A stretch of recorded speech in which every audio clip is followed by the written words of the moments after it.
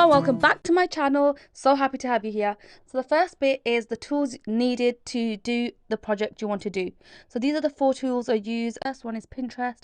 I use this to look for inspiration, look for ideas and gather all that together. Then the next one I use is Note. So I use this as a massive board to put all my ideas together, things I need to buy, things I need to do, tasks, and allocate everything in one space. And then one is Notes. So I do this to sketch a rough plan of the floor plan and then get an idea of where things can fit. And then the fourth one is this room planner, and this is the free version, and I use it to get idea of size and measurements and to see if everything will fit together nicely. So what do I do in Pinterest? Well, I use Pinterest as a tool to find inspiration and things that I might like in my room. So at the moment I have no idea where to start or what I want to do in my living room. So all I do is click on different things that I might like or be interested in and then save them all to a board. So I've got a living room board here, and I quite like this marble fireplace surround. So the next thing I'm looking for is some inspo on like some cozy traditional living rooms. And then, sorry, it's a bit slow. And then, so a few have popped up. I just scroll through them and look for anything that might catch my eye. It might not be the whole room I like. It might be a certain area or a part. For example, these beams or this cozy rug. And I'll just save as much as I can to gather a idea of things that I keep looking at, keep searching for. So these are the images I have on my board so far. As you can see, they're all different styles, but I'm going to try mesh it all together somehow, and by the end of this journey we'll have a living room that looks amazing and meets everything we require.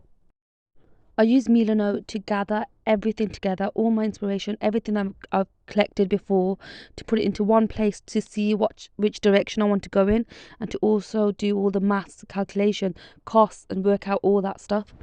So first I've just created a living room project board, and then I've used their template to create a project plan basically.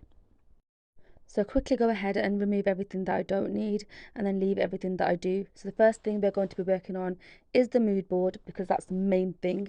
So get all the pictures that I just downloaded from Pinterest and add them on to this board here so I can see them all together, and then I group them.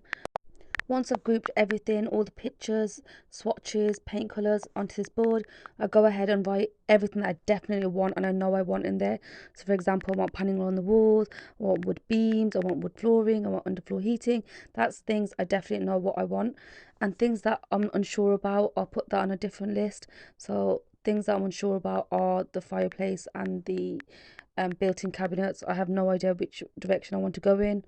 Marble, black, rustic, no idea.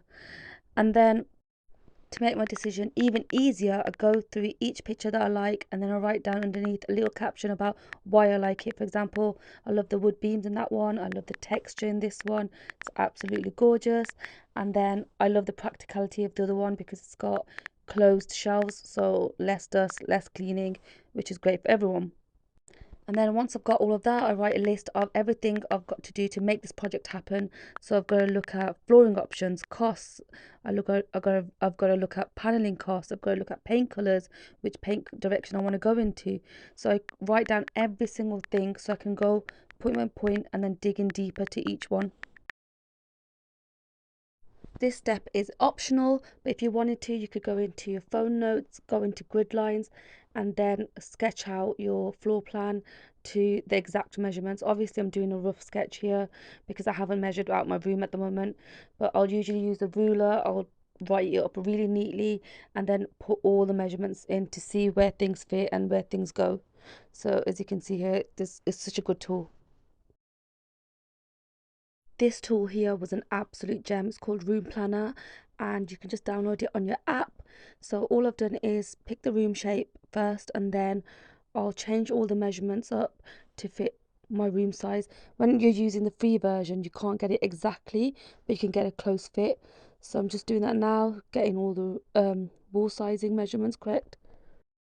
Now I'm just adding in all the fixtures. So I've got the door there, another door there going out to the porch, and then I've got a big window there which is a larger size, so I'm going to just change that to 2 meters. And then once I've got all that in place, I can start filling the room up with wall colors or flooring options. There's a great selection on here. So as you can see, I've changed the flooring to different options. I'm just doing a rough idea here because I just want to show you how this tool works, but I have no idea which way I'm heading at the moment. So I'll just put in a neutral colour for the walls.